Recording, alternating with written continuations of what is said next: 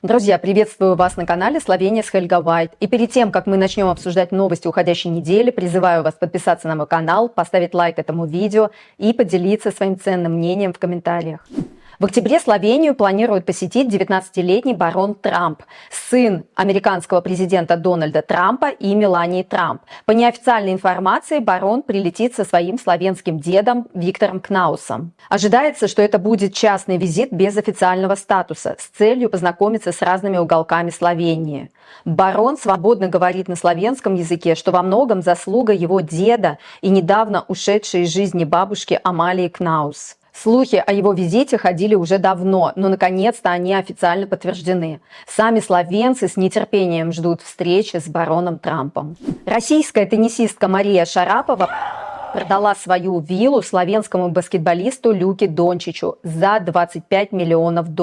Вилла площадью 2300 квадратных метров с 5 спальнями, частным боулингом, бассейном и просторной террасой с видом на Тихий океан. Интересно, а есть ли там теннисный корт? Люка Дончич переехал в Лос-Анджелес в феврале 2025 года и некоторое время скитался по арендным квартирам. Но благодаря Марии Шараповой он обрел свой постоянный дом и сможет теперь повесить баскетбольное кольцо во дворе своего дома.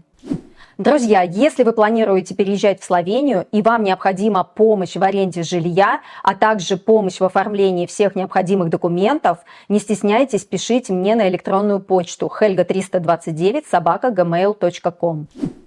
Наводнения и ураганы все чаще становятся обыденностью для Словении. Очередная стихия обрушилась на словенский регион Доленьска. Ливни, град и шквалистый ветер срывали крыши домов, валили деревья и затопляли улицы.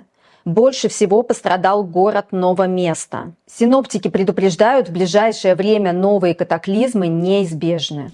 В Словении растет проблема транспортной бедности. Около 60 тысяч словенцев не имеют доступа к общественному транспорту. Особенно уязвимы пожилые жители сельских районов, где автобусы ходят редко и с пересадками, а личный автомобиль многим не по карману. Например, в Засавье дорога, которая на автомобиле занимает 18 минут, автобусом растягивается на час и требует 2 пересадки. Решением становятся инициативы добровольцев, такие как проект «Сопотники», где волонтеры бесплатно подвозят пожилых людей. Но эксперты предупреждают, без системного решения проблемы ситуация может только ухудшиться. Например, моей соседке 85 лет, и в ближайшее время она должна пройти медкомиссию, чтобы продолжить пользоваться своим личным автомобилем. Возможно, она не сможет пройти медицинскую комиссию по состоянию здоровья, и тогда ей придется испытать все трудности общественного транспорта на себе, а позволить вызывать такси она не сможет. Сколько денег нужно словенской семье из 4 человек, 2 взрослых и 2 детей до 14 лет, чтобы не оказаться за гранью бедности? В Словении семья из 4 человек должна иметь на руки не менее 2060 евро в месяц, чтобы не считаться бедной. И это еще без учета аренды жилья. Для пары без детей сумма 1472 евро. За сухими цифрами скрывается тяжелая реальность: холодные квартиры, пропущенные приемы еды, долги и неоплаченные счета. Это люди, которых ограничивают безработица, болезни и возраст. А более 300 тысяч словенцев не могут позволить себе оплачивать школьные обеды и культурные мероприятия своим детям. И их дети не могут иметь смартфона для общения. Эксперты предупреждают, бедность в Словении – это не просто статистика, а угроза социальной безопасности. Поэтому неудивительно, что многих словенцев возмущает возможность Словении помогать другим странам, в то время как многие ее граждане находятся за чертой бедности. В Любляне в районе Моста произошло трагическое убийство.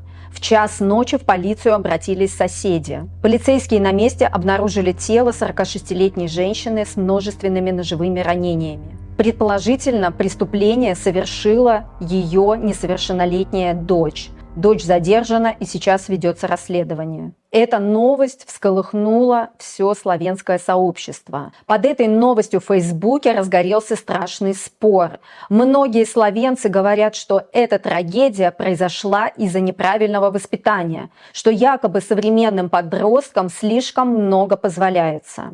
И начали вспоминать свое детство, когда их родители могли позволить себе физическое наказание.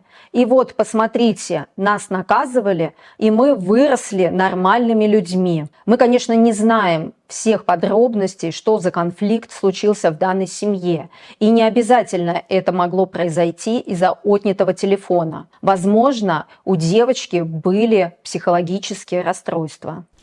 В скором времени в Словении появится возможность снятия наличных в банкоматах без использования банковских карт, только с помощью мобильного телефона. Кстати, очень удобно, приложил свой телефон и снял с банкомата наличные. Но в то же время открываются новые возможности для новых мошеннических схем. 19 сентября в Любляне состоялся памятный митинг под названием «Неисхоженные кораки», что в переводе означает «неисхоженные, неосуществившиеся шаги», организованный движением за права палестинцев. Акция прошла на площади перед парламентом Словении и была посвящена памяти более 20 тысяч палестинских детей, погибших в Газе. Участники мероприятия выставили детскую обувь, символизируя невинные жертвы конфликта. Митинг был мирным и привлек внимание к гуманитарной катастрофе в Газе. Организаторы призывали к прекращению насилия и выражали солидарность с палестинскими детьми и их семьями. И в конце традиционно новости погоды от Алисы. Алиса, какая погода будет в Любляне в понедельник? Завтра в Любляне от плюс 14 до плюс 26. Облачно с прояснениями. Спасибо, Алиса. Мне приятно, что вы оценили. На этом мои новости подошли к концу. Не забывайте, пожалуйста, подписываться на мой канал, ставить лайки и делиться своим ценным мнением в комментариях. Пока-пока, до новых встреч!